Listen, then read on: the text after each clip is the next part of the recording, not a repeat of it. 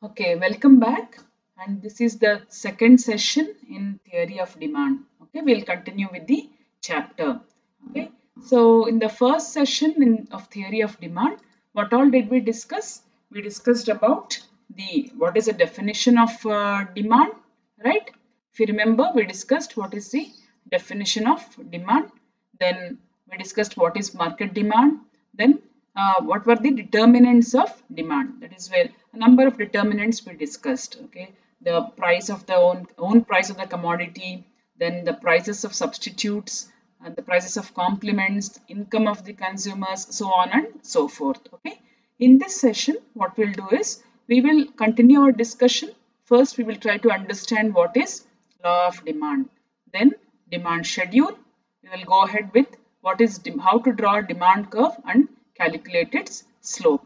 Okay, and then if time permits, we will go we will try to understand movement along and movement along the demand curve. First, we will understand that, and then later we can go to shifts in demand. Okay, now if you see, first we'll try to understand what is law of demand.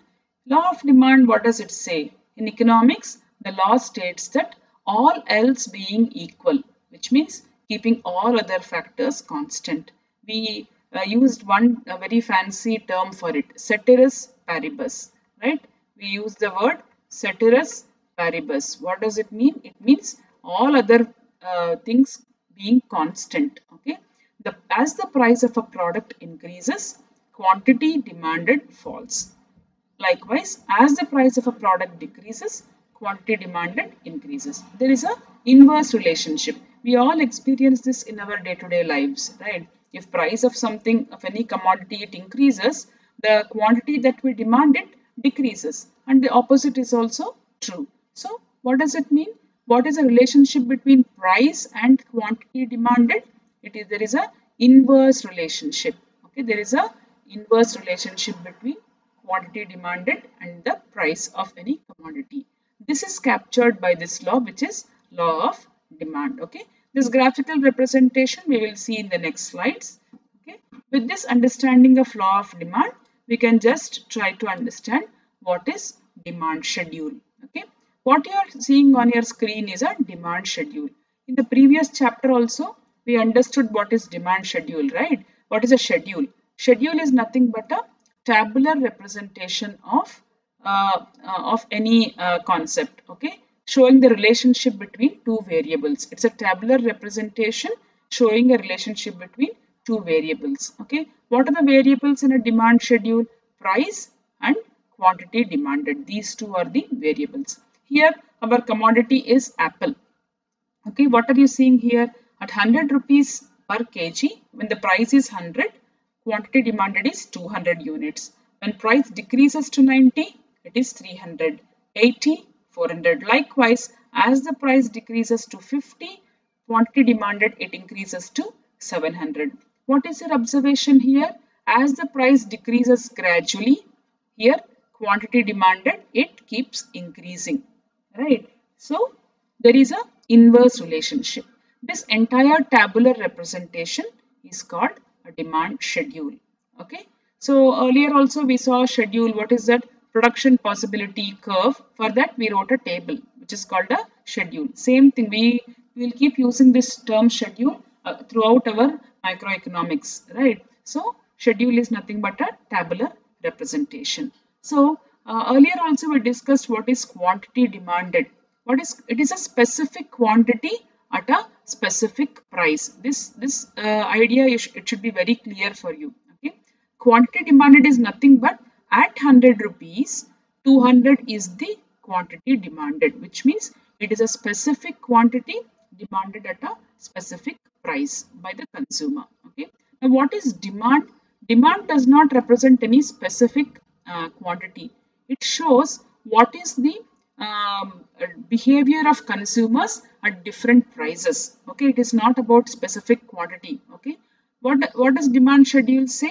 At different price levels, which means at 100, at 90, at 80, at 50, what is the quantity demanded by the consumers? The entire thing is called demand. Okay, demand is nothing but at various price levels, how much quantity does consumers demand is represented by a demand schedule, and that is called demand.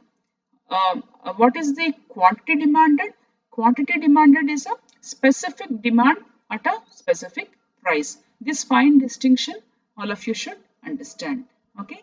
Now, after discussing what is demand schedule, we will go to what is market individual demand and market demand schedule. Okay. I will just transfer this table to a whiteboard so that it will be more clear. I will just erase this. I'll just erase this and then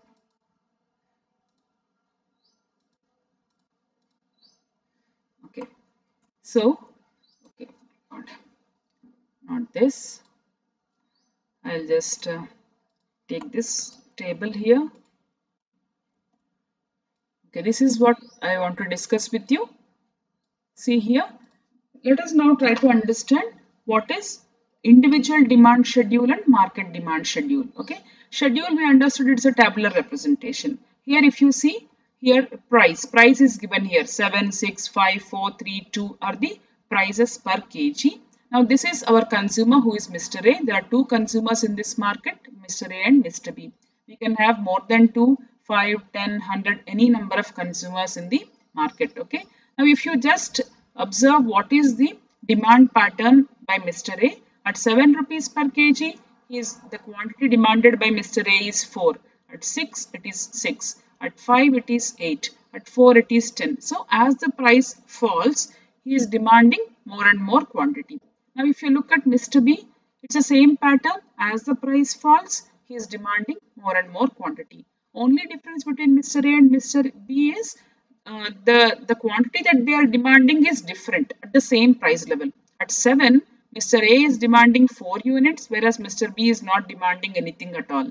At 6, Mr. A is demanding 6 units and Mr. B is demanding 3. Okay, so there is an inverse relationship, but the quantities demanded are different. Likewise, you might have Mr. C, Mr. E, Mr. D also. Okay. Now, what is market demand? Market demand is nothing but horizontal summation. It's a total of quantity demanded. Okay, here at price 7, when we will add 4 plus 0, which is 4. At rupees 6, 6 plus 3, 9. At rupees 5, 8 plus 7, 15. So, market demand is nothing but it is the sum of all the individual demands for that particular commodity at different price levels. Okay, that is the market demand. So, the schedule which shows this is called market demand schedule. If we write our schedule only till here for A, this becomes an individual demand schedule. If we write price and Mr. B's quantity demanded, it becomes an individual demand schedule for Mr. B. Market demand schedule is nothing but we include all the demands of all the consumers and the summation of that demand is a market demand schedule. Okay, I hope you understood this. So, now after understanding what is individual demand schedule and market demand schedule, now we will go to individual demand curve. Okay, what is the demand curve? It is nothing but the graphical representation of demand schedule. Okay, so if you see here, again we have a schedule showing price and quantity demanded at different price levels, different quantities are demanded. Graphically, if we represent this, that becomes a demand curve. Okay, if you see here, on x-axis we have taken quantity demanded, on y-axis we have taken price. Okay, if we plot this, we get a downward sloping curve. This is very important to understand. If you plot this, we get a linear. Of course, in your syllabus we have only linear, which means straight line curves. Okay, demand curve and also supply curve. Also, when we discuss supply, we are discussing only linear curves, straight line. We will see next why it is linear, but here a demand curve shows a graphical representation of the relationship between two variables. What are the two variables here? Here price on y-axis, quantity demanded on x-axis. Okay, this is a demand curve. And if you observe what is the feature of this demand curve, it is downward sloping. Okay, how does an upward sloping curve look? It will look like this. It is a downward sloping curve. Now, what is the meaning of downward sloping? It means that there is an inverse relationship between these two variables. What is an inverse relationship? As the price increases, quantity demanded, it decreases, or as the price decreases, quantity demanded increases. That's why we get a downward sloping demand curve. Okay.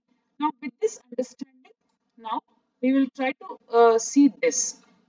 Now, if you look at here, this shows, this is a graphic, this is a graph which shows several individual demand curves. Okay, let me just migrate this to whiteboard. Okay, I'll just migrate it to whiteboard and then we will discuss. I'll just take it here. Okay, you observe here what is happening.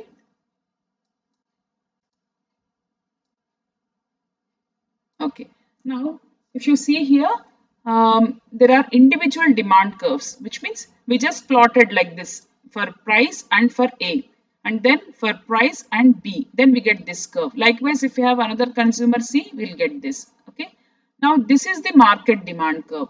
Look, observe the shapes. Okay, these curves are much steep. You imagine a mountain. What is steep? It is a very steep incline. Now, when you observe the market demand curve, it is flat, flatter than these. What is flat? See, if you draw a curve like this, these are steep. These are steep, almost. These are steep. And what is a flat one? This is a flat. If it is even like this is a flatter than this. Okay. So if you observe here, when compared to individual demand curves, market demand curve is much flatter. Why is it flatter? Because for the same change in price, it is a summation, right? The values are bigger. These market demand curve values are bigger. So when you plot, it becomes flatter, which means for the same change in price, the change in quantity demanded is much bigger. That's why market demand curve is much flatter than individual demand curves. Okay, this might be asked. Why is market demand curve flatter than individual demand curves? The reason that you should write is for a change, you just observe here. What is the change here? From 6 to 4, it is 2. From 8 to 6, it is 2. Everywhere the change is 2. Okay, from one quantity to another. Here also the change is from 0 to 3, it is 3. From 7 to 3, it is 3, 7, 3, 4, 5, 6, 7. It should be 6 actually. This is 3. Okay, then it is 3. So the change here what is happening? The change is much bigger. Okay, between the two quantities. Here it is 9 to 4, it is 5. From 15 to 9, it is 6. 20 to 15, it is 5. It is 8. So the change is much bigger. Okay, that's why it is much flatter. So now we understood what is individual demand curves and market demand curve. Now we will go to a very important concept once again, which is slope. Slope of demand curve. Again, I will take this on whiteboard. Okay, I will just clear this canvas and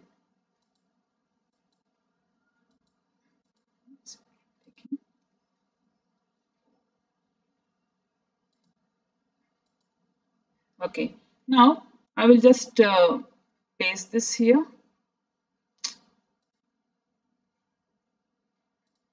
Sorry.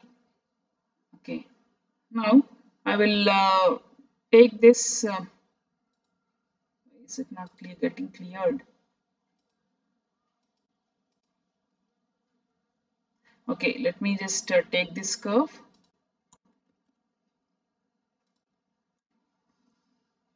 Okay, you ignore this, the left one, you can ignore this. So now we will discuss what is slope of demand curve. We remember we discussed slope in the previous chapter also. We discussed slope for this one, production possibility curve, right? What is the slope of production possibility curve?